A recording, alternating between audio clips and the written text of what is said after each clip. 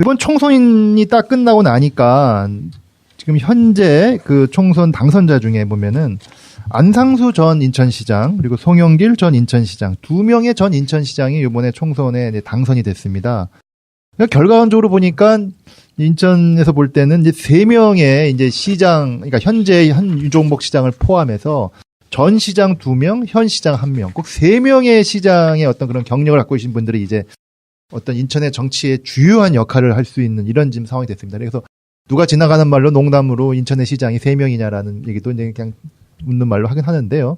하여간 그만큼 인천의 긍정적인 역할도 할 수 있을지 모르겠지만 또 한편은 부정적인 역할도 있을 것 같습니다. 세 분의 굉장히 상호 좀 시너지 효과를 내서 인천을 좀 더 건강하고 좀 삶의 질이 높여지는 도시로 나아갈 수도 있긴 하겠지만 또 다른 한편으로는 상호의 어떤 좀 안 좋은 어떤 그런 또 영향이 있다고 한다고 하면 또 시 입장에서는 굉장히 또 좀 어려운 부분이 있다고 하는데요.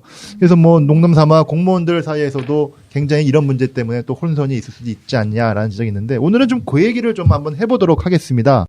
어차피 지금 지방선거 끝난 지 한 2년이 지났기 때문에 현 유종복 시장에 대한 어떤 그간의 어떤 전반기 사업에 대한 평가도 좀 간단하게 좀 한번 해보면서 그런 또 새롭게 그 2명의 전 시장들이 된 것에 대해서도 한번 같이 나눠보도록 하겠습니다. 먼저 유종복 시장에 대한 그동안 전반기에 대한 어떤 거에 대한 평가 내지는 어떤 이런 이야기. 먼저 우리 이한구 시의원이 좀 먼저 언급해 주시면 좋을 것 같은데요. 예, 민선 6기 유종복 시장은 인천의 가치를 재창조하겠다. 네. 또 가치를 재창조 또 한 것도 포함해서 인천의 어떤 관광 활성화를 이제 장기 발전의 핵심 이제 전략으로 좀 내세운 바가 있고요. 또 하나는 그 앞서서도 강병수 우리 전 의원님께서 말씀하셨지만 선거 시기에 그 부채를 절감하겠다. 그러니까 전임 시장들의 어떤 부채를 증가한 책임을 이제 질타하면서 본인은 절감하겠다라고 한 거를 이제 중요한 이제 시정 목표로 삼았죠. 네. 지금 부채 절감에 있어서는 이제 바로 앞에서 말씀하신 정무부 시장을 경제부 시장으로 바꿔서 이 직제를 그래서 정무에서 이 부시장 하나를 경제 또 하나는 재정 안전화 이 두 가지 업무를 주 업무로 맡겨 바가 있죠. 네. 결론적으로 말씀드리면 부채는 이제 지금 절감시키고 있습니다. 지금요. 예. 부채는 절감시키고 있는 게 사실이고 문제는 어떻게 절감시켰냐가 또 있긴 하죠. 그런 측면에서 부채가 2014년에 우리 인천시 부채가 4조 7,600억, 공사공단이 8조 4천억인데 네. 2015년에 4조 6천억으로 낮췄고요. 공사공단은 7조 7천억으로 낮췄고 2016년 올해는 이제 4조 1천억. 공사공단은 7조 2천억. 그래서 2018년까지 재임 기간에 채무 비율을 그 당초 37%에서 25%로 낮춰서 이 재정 건전화시키겠다라고 했고요. 총 부채도 13조에서 9조 미만으로 이제 감축시키겠다. 예. 지금 그 감축시키는 추세를 늘려가겠다. 이제 이런 거죠. 문제는 이제 부채를 감축하면서 어떻게 감축시켰냐인데 이게 똑같이 대비되지는 않지만 사실 2015년 예산 편성 때나 올해 2016년 예산 편성 때 가장 쟁점이 된 게 사회복지 예산 축소였어요.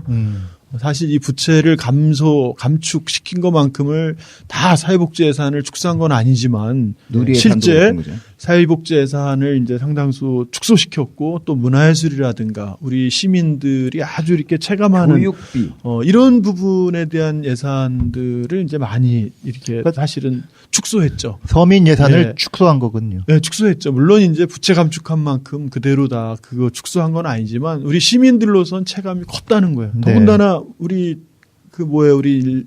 저 시민들의 그 세금 각종 또 이런 부분들은 또 늘렸잖아요. 우리 시민들이 이용하는 부담도 늘리고 이래서 부채를 실제 감축시켰지만 우리 시민들이 보기에는 감축의 체감이 네. 어떤 생활상에 오히려 좀 후퇴. 그리고 좀 여전히 긍정적인 이미지와 부정적인 이미지가 같이 있고요. 네. 그러면은 경제부 시장으로 전환한 2년이 어땠냐? 이건 뭐 완전 실패죠. 경제부 세 번째잖아요, 이번이. 세 번째죠. 1년씩 벌써 2번의 경제부 시장을 바꿨는데 첫 번째 경제부 시장은 기재부 출신을 이제 경제부 시장 시킴으로 인해서 우리 공직사회에서는 갑질만 하다 갔다. 이제 이렇게 아주 부정적으로 좀 남아 있어요.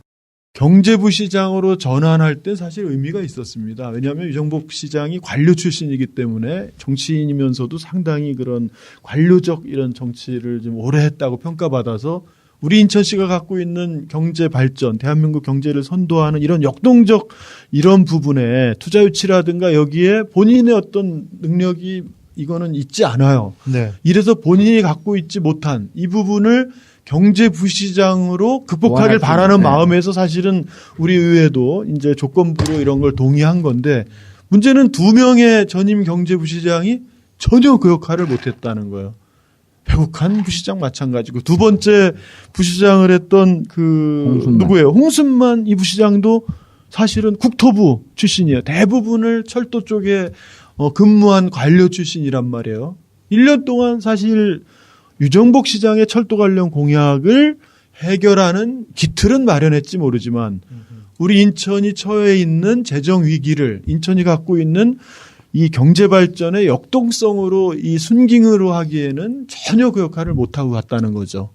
예, 그러한 이 아쉬움이 있고요. 끝으로 이 현안으로 보자면 수도권 매립지 그동안 우리 인천 시민의 자존심이기도 하고 인천 우리 시민들의 소중한 자산인 수도권 매립지를 무기한 연장할 수 있는 그런 아주 나쁜 선례를 남겼다는 거고 이거를 우리 인천시 재산 가치에 기여하는 걸로 이걸 바꿨다 주장하지만 실제로는 매립지를 연장함으로써 얻게 되는 우리 인천의 실질적 그 가치와 실제로 이걸 연장함으로써 동시에 우리가 부담해야 되는 공사 운영 비용이라든가 오랫동안 유지 관리해야 되는 비용이라든가 또 하나는 우리 인천시 500억씩 또 매년 이 부분들이 세입으로 온다라고 하지만 우리 인천 시민들도 똑같이 쓰레기 봉투 값을 더 높여야 되는 이 서울 경기 인천 중에 가장 비싸게 쓰레기 봉투를 사서 쓰는 이런 말도 안 되는 이런 나쁜 행정을 지금 사실을 펼친 부분이 우리 유정복 시장에게는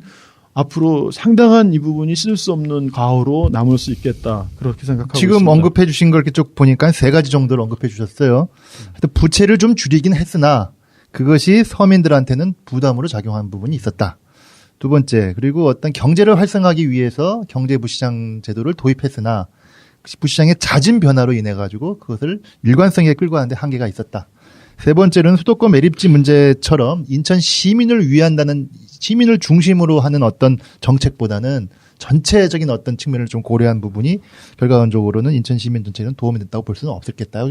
전반적으로 좀 비판적인 입장에서 좀 언급해 주셨는데요. 근데 원래 힘 있는 시장 이걸 굉장히 큰 슬로건으로 했었던 거잖아요. 박근혜 대통령과 함께 비서실장 출신으로 대통령과 함께 할 수 있는 시장을 뽑아달라 이렇게 했는데 이제 2년이 딱 지나고 나니까 이제 박근혜 대통령 끈이 떨어지는 거잖아요. 지금 거의 레임덕 현상으로 이제 1년뿐이 안 남은 거니까 실제적으로는 그랬을 때 이제 반 지난 걸로 봤을 때 유정복 시장이 두 분의 시장님들이 이제 3선 4선이잖아요. 안상수 의원은 3선인가요? 3선. 네. 그다음에 송영길 후보가 야당으로서 이제 4선 지금 다선 의원으로 이렇게 하고 있는데 유 시장이 국회라든지 행정관료를 많이 해가지고 그런 예산의 흐름이나 이런 걸 잘 알기 때문에 아마 본인의 역할도 있지만 안상수 전 시장이나 송영길 전 시장과의 그런 정치력인 관계도 상당 부분 많이 발휘해야 되는 시점이 아닌가 이렇게 생각을 했습니다. 예, 하여간 그건 좀 더 또 이따 들어가 봐야 할 텐데요. 아까 이제 강병수 의원님은 좀 어떻게 보시나? 유정복 시장이 전반기 평가 아까 언급하신 이한구 의원이 말씀하신 대로 여러 가지 좀 이렇게 좀 비판적이고 좀 부정적인 부분도 있는데 긍정적인 건 없었습니까? 글쎄요. 유정복 시장님도 인사 문제에 있어서 주로 김포 출신들을 많이 모셨다. 그렇죠. 직근들로 배치했다라고 하는 제가 자세히는 모르지만 꽤 중용됐더라고요. 국장님이나 실장님이나 이렇게 여러 가지 면에서 중용된 걸 보면서 전혀 근거 없는 얘기는 아니다. 네. 그래서 좀 인천에서 유능한 인재들을 발굴해서 함께 인천의 문제를 해결해 가기보다는 일단은 좀 본인과 가까운 분들을 중용해서 인천의 문제를 해결하려고 했다라고 하는 것은 인사에 있어서 별로 바람직하지 않다. 어렵지만 인천의 인재들을 자기 편으로 만들어 가면서 인사를 하는 것이 중요한데 그렇지 않았던 게 가장 커다란 문제로 그동안 들렸었어요. 인천 네. 정가에서는. 그리고 공무원들은 승진에 아주 민감하지 않습니까? 그렇죠. 김포 출신이 먼저 승진하고 인천에서 오랫동안 공직 생활한 사람은 밀리고 그러면 공무원들이 좋아할 리가 있겠습니까? 네. 이것이 가장 커다란 문제였고 뭐 저도 별로 긍정적이지 않은데 이제 두 번째 빚 갚은 문제를 한번 얘기해 보겠습니다. 빚. 부채를 좀 줄였다고 평가가 있긴 합니다만 냉정하게 보면 지금 인천시 부채 3조 원 중에요. 3조 원의 한 3분의 2는 인천 아시안 게임 준비 과정에서 하고 도시철도 2호선 관계된 부채입니다. 그렇죠.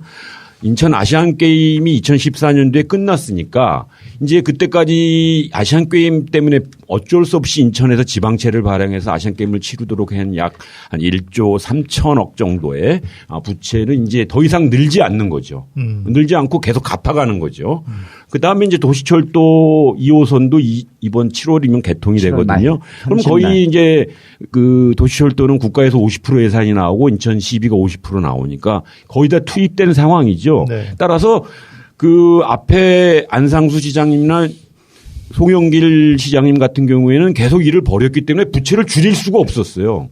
그런데 유정복 시장님은 이제 아시안 게임이라고 하는 커다란 프로젝트가 하나 끝났기 때문에 일단 부채가 늘어나지 않은 상황이기 때문에 당연히 줄어야 되는 거죠. 그러니까 늘어날 요인이 없기 때문에 줄은 거를 성과라고 얘기할 수는 없다. 네, 그런 면에서 중요하게 봐야 되고 당연히 줄 수 있는 절호의 찬스에 와 있는데 생각보다는 덜 줄였다. 그다음에 두 번째가 이분이 시장에 출마하시면서 약속한 게 땅 팔아 빚 갚지 않고 땅 찾아 살림살이를 늘리겠습니다. 그러니까 송영길 시장님이 좀 부채를 줄이려고 노력했는데 송도에 개발된 땅을 팔아서 빚을 갚았다. 네. 그걸 정면으로 비판하면서 나는 땅 안 팔겠다.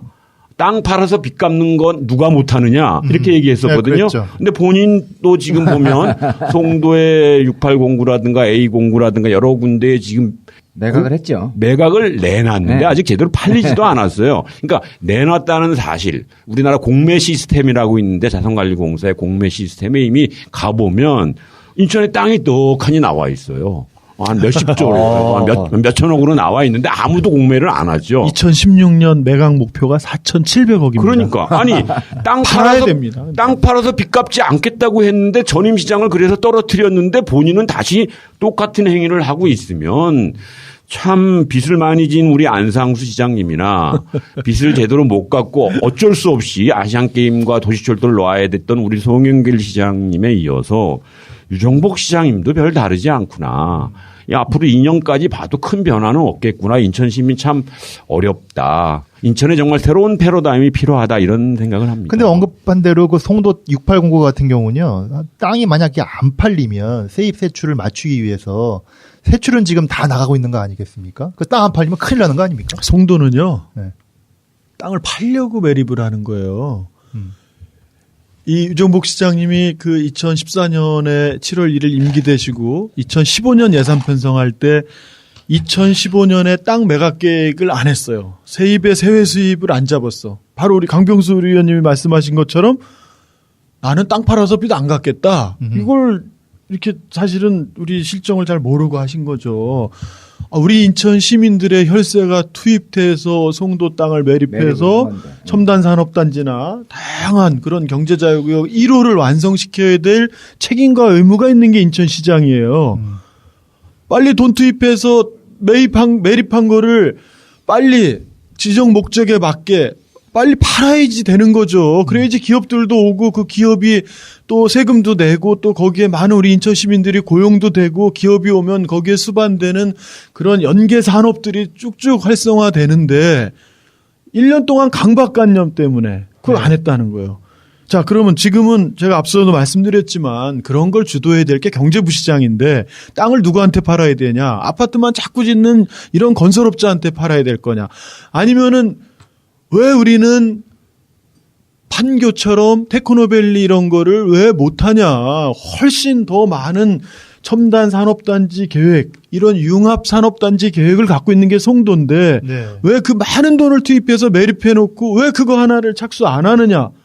빨리 팔아라. 조성원가에 빨리 첨단 산업단지 밸리를 빨리 조성하게 해라라고 수없이 얘기해도 안 하고 있는 거예요. 이 부분을 전임시장도 안 하고 현 시장도 안 하고 그리고 수많은 아파트 업자한테만 그냥 땅을 파는 거예요. 계속. 아무튼 저는 좀 이게 좀 이해가 안 가요. 그러니까 그런 지적 때문에 경제자유구역 송도를 포함해서 이게 방향이 도대체 어떤 방향으로 갈 것인가에 대해서 굉장히 혼선이 있는 게 사실인 것 같습니다. 근데 이거 말고도 또 너무나 좀 이게 유정복 시장에 대한 비판적 얘기를 많이 해주셔서